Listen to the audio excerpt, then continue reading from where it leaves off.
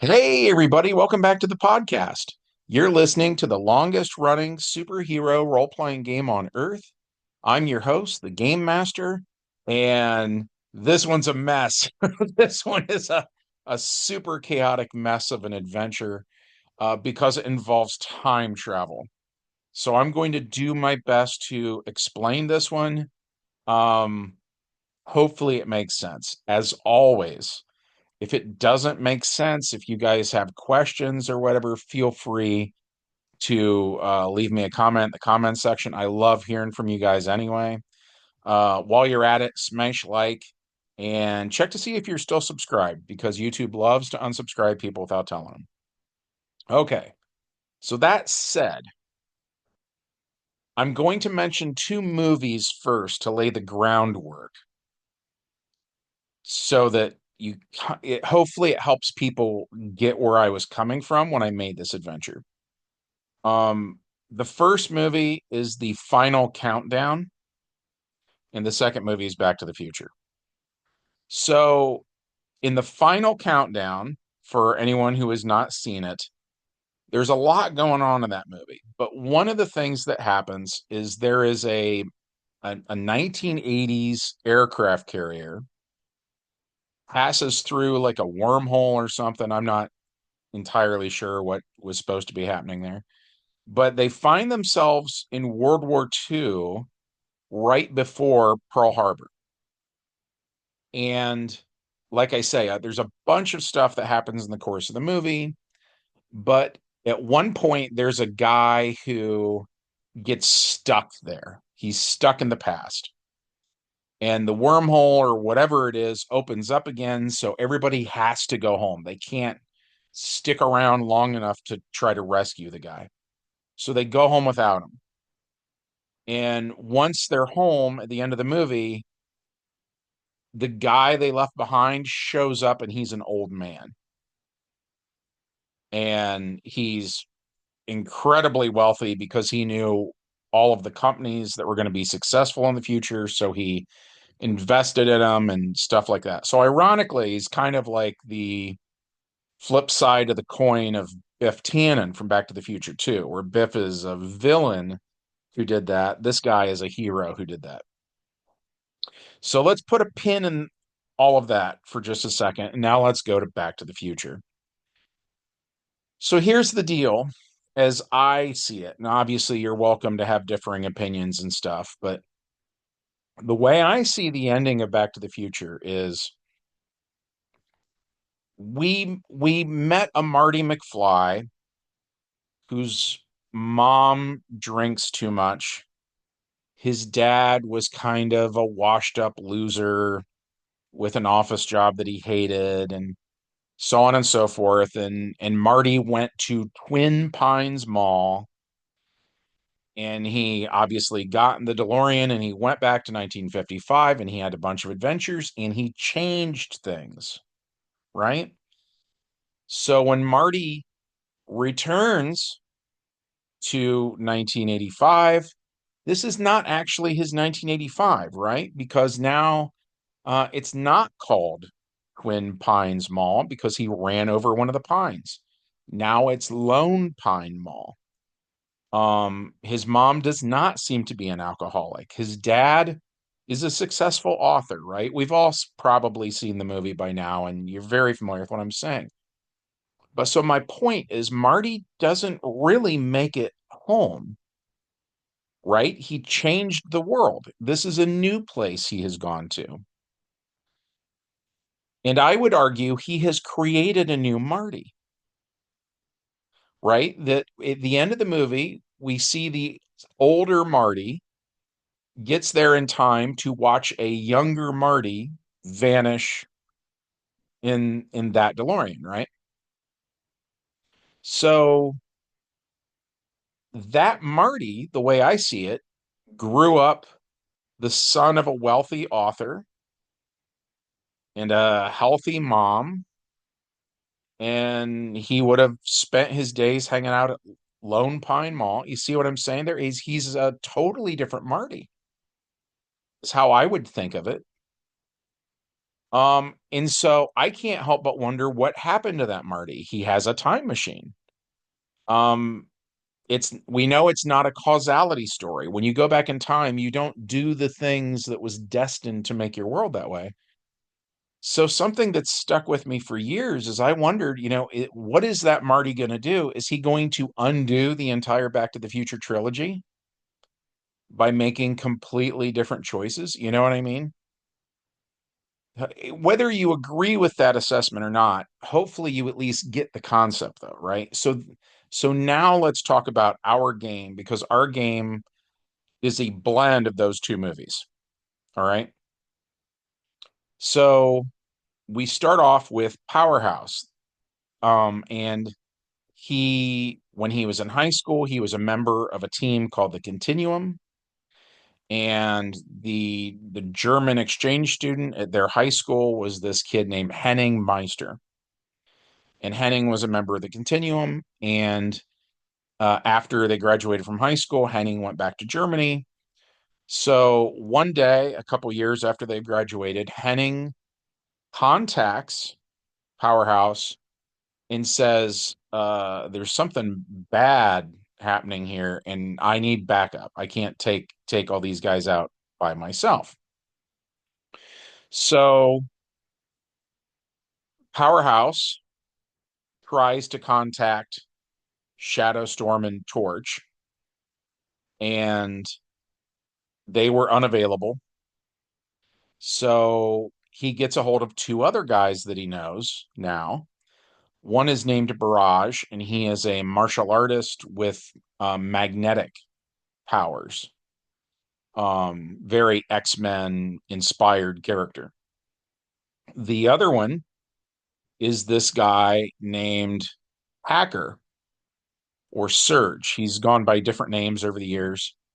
But so these two guys accompany Powerhouse to Germany where they meet up with Henning, who tells them that in World War II, there were a bunch of young men who were soldiers who were fanatical, fanatically loyal to the cause, who were furious that they lost the war.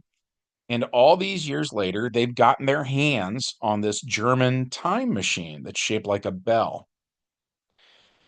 And their plan is they're going to take a bunch of technology, which as of the date I ran this game, it was the cutting edge technology of that year. You know what I mean?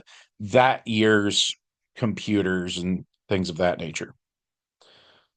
At any rate, they have this platform. So like the Bell thing is over this round platform, and then they're going to load the platform with like pallets full of modern technology as well as instructions on how to use it.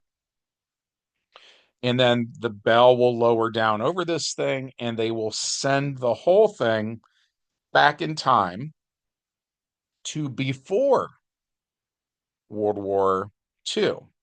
So this adventure took place in 1996. They were going to send it to 1926 to give the Germans of the 1920s the time they needed to kind of reverse engineer things and incorporate it into all of their technology. And their plan is to create an alternate World War II that was more high tech than the real deal was, right? So, at any rate, the heroes show up. The old men who had been young men in World War II, they have recruited a bunch of thugs, basically skinheads. And so they send these guys who are cannon fodder to go attack the heroes. So while the heroes are fighting these guys, the old men are warming up the time machine and they're getting ready to send all this stuff back in time. So Powerhouse, who's 20 years old, jumps onto the round platform on the bottom and he starts smashing stuff. He starts knocking it out of range so it's not even on the round platform anymore. And at any rate, he gets caught up in this whole deal and he gets sent back in time to 1926. and he's stuck there, which is why I mentioned um, the final countdown earlier. So I was intentionally ripping that off with this moment. So at any rate, he he just lives through those years. So now he's in World War II, which he had not been for. He actually meets a couple of new superheroes named Night and Day, who were analogs to Shadowstorm and Torch. Um, he is around for the Philadelphia experiment, which it turns out was where Shadowstorm and Torch's ancestors had been involved in that, and so that had altered their DNA. So that was why Shadowstorm and Torch had powers, in the modern day. Um, and he gets older, and he's a wiser, more powerful hero, and he catches back up to the date when he left. And he's been doing some stuff for the military over the years, and he owns a C-130 called the Lady Luck. And at any rate, he flies it to Germany, to where this facility is that contains the time machine, and he runs in the doors of the warehouse. And so again, think of the end of Back to the Future 1, when the older Marty arrives at the mall and he sees a younger Marty vanish in the DeLorean, right?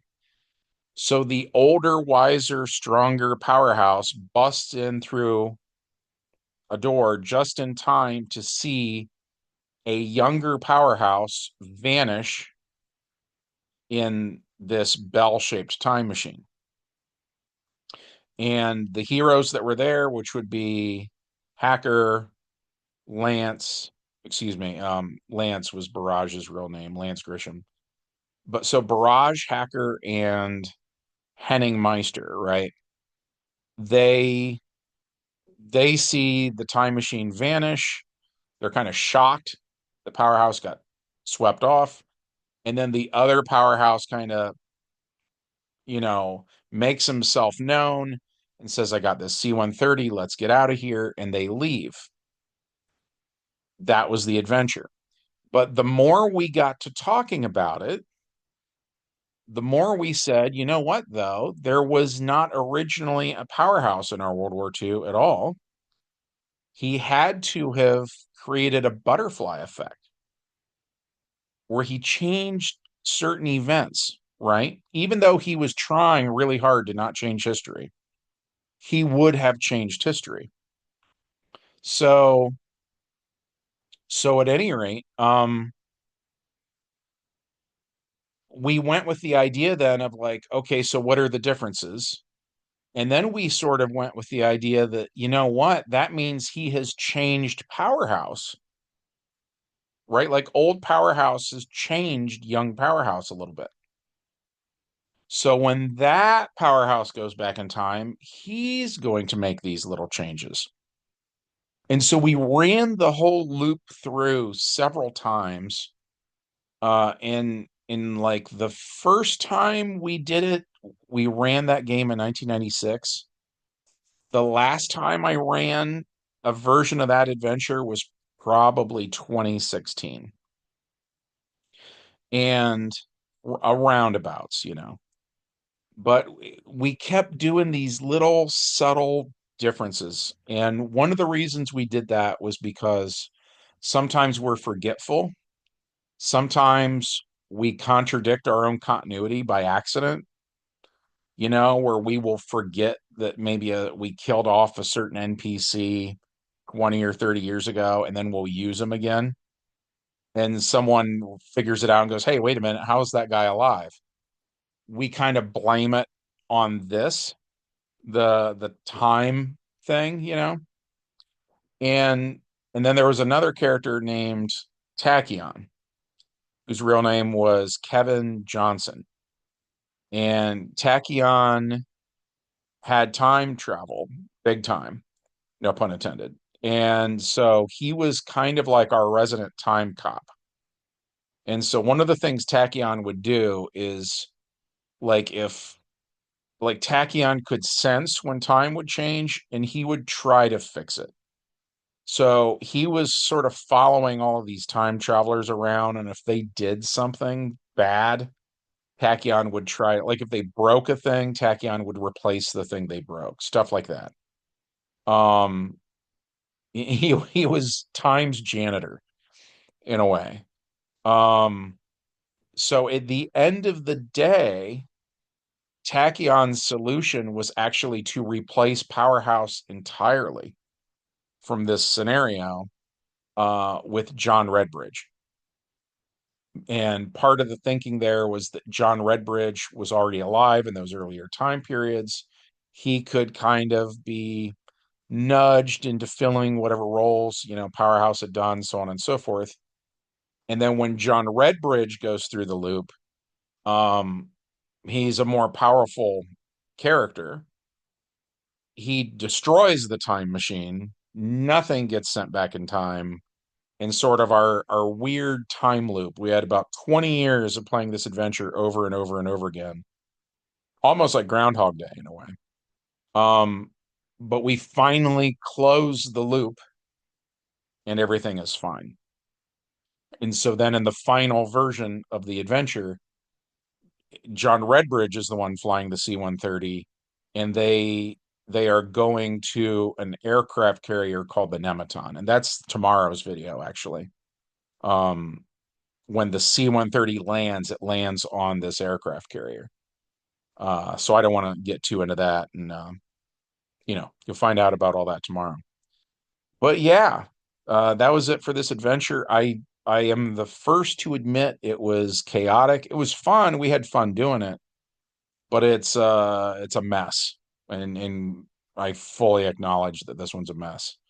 But hopefully you enjoyed it anyways. If so, as always, we'd love it if you helped us, out by hitting the like button. Check to see if you're still subscribed, and as always, leave us a comment. We love hearing from you guys, and from everybody here associated with the longest running superhero role playing game on Earth. We hope you have a good one, and we'll see you in the next adventure. Bye.